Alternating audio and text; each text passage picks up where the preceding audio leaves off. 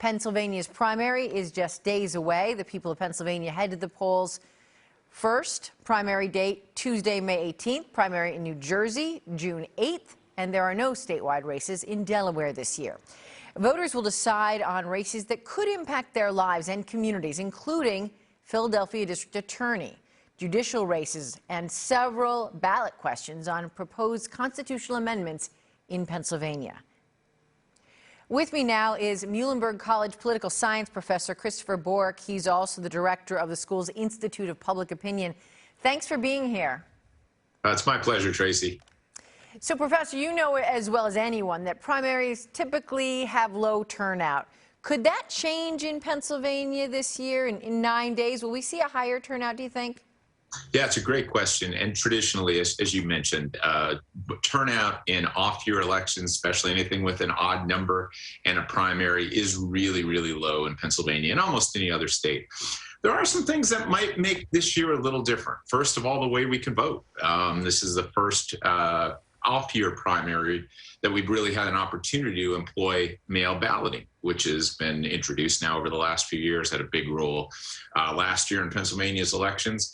And we're going to get an opportunity to see if that has an impact on allowing people that might in the past have taken a pass on a primary vote to actually engage. There are also some pretty big races, as people may know, in major parts of the state, like Philadelphia and like the Southeast, that maybe can boost up participation a little bit. So there's some reason for optimism in races that traditionally don't draw a large electorate. One of those big races, the DA race in Philadelphia between Democratic candidates Larry Krasner and Carlos Vega, getting a lot of attention. NBC10 just hosted the debate between the two, rather feisty. Help us understand the power of the DA and why voters should care about this. Yeah, they're incredibly important offices throughout the state, and certainly in the biggest city, the biggest county in Pennsylvania, in Philadelphia, that's even magnified more. The DA is a position that has enormous influence on law enforcement policy, how laws are taken on in a community, how they're enforced, how they're played out. There's a lot of discretion with the position. We think about it as kind of, okay, you're just executing these things. No, you get to choose a lot of what your priorities are and how you might focus. And often broader political ideologies come into those positions. And we see that in the Philadelphia race. With the district attorney, current district attorney Krasner, kind of taking on a more progressive view of the office and taking it there. Traditionally, DA offices has often been more focused on prosecutorial aspects and those types of elements of the office. And so it's really fascinating to me right now. You have a little bit of a comparative view on what this office should be through the lens of the Vega-Krasner race. And it's an important, as people can see in their daily lives, how a city, how a county may approach law enforcement in its implementation. Well, and there's been just so much focus on social justice reform, criminal justice reform, and gun violence that I think there's a lot of interest in this race. And I'm guessing they're just going to bring out a bigger base of voters for sure, right? Yeah, that would be, you usually need, Tracy, an attraction to bring people off in these off years. On a presidential race, we know what the story is. We know how people are attracted. In these races, there has to be something that draws them in and have a little bit of a high profile, some meaning, some comparative views in the candidates. And I think this race has that. Now, will that draw the type of turnout we'd see even in a midterm election or definitely not a presidential election? Probably not. But comparatively to some other years where we had these similar races, this one seems to have attracted a lot of attention. The personalities I think are drawing people in. The ideologies are, and the views, the vision of this office on these big issues like law enforcement and equity and the types of broader issues, I think has attracted attention to this race.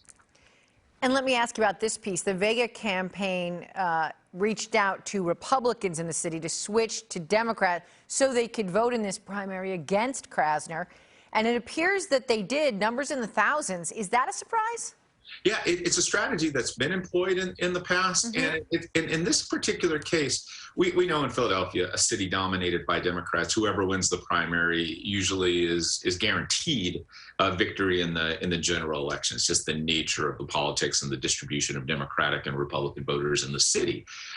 Therefore, the primary has a de facto decision for who's going to be the attorney general. And so if Republicans want to weigh in, this is the chance to do that. Now, Pennsylvania has a closed primary system, and you had to register as a Democrat to be able to vote in that primary. And that was a strategy in many ways by the Vega campaign to try and bring some of those Republicans in that might tip the balance, if you will, in the Democratic primary. It's perfectly legal. It's a strategy that's been employed in the past, and we'll see if it has an impact in this particular race. So that race is getting a lot of attention. Let's talk about the judicial races. They're important. I mean, judges determine child support, bankruptcy, really important things in people's lives, but the races rarely get a lot of attention. What are we seeing in this primary? Yeah, we do, and that's such a great point, Tracy.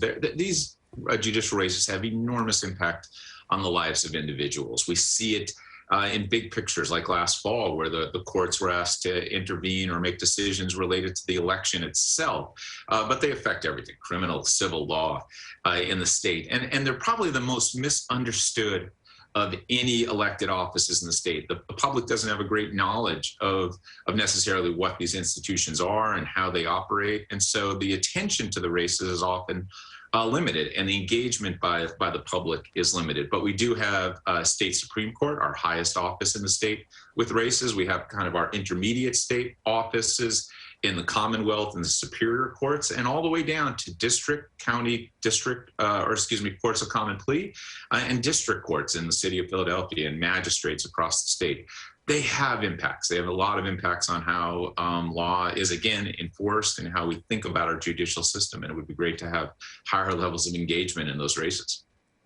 What would your advice be to somebody who says, okay, I understand the judicial races are important. How do I find out more information about the candidates? Yeah, it is.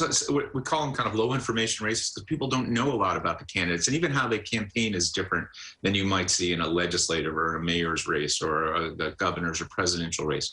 There are some recommendations. The Bar Association in Pennsylvania, the major association of attorneys in the state, does give recommendations in a lot of the statewide races. They could highly endorse or not endorse candidates. That may be a cue for voters.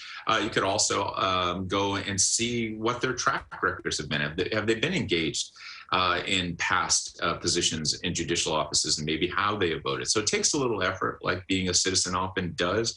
But I would argue that for these races, especially as they get down to the level where you might affect your daily life, they deal with family law, they deal with traffic law, they deal with kind of day-to-day activities a lot for Pennsylvanians. It's worth a little bit of investment.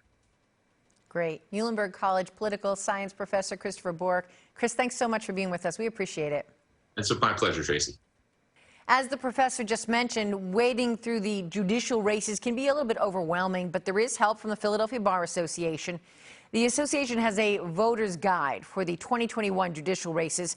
The group says that it offers objective, nonpartisan information on each race, and you can find it on their website. We've made it easy. We have a link on our website, NBC10.com. or click on the NBC10 app.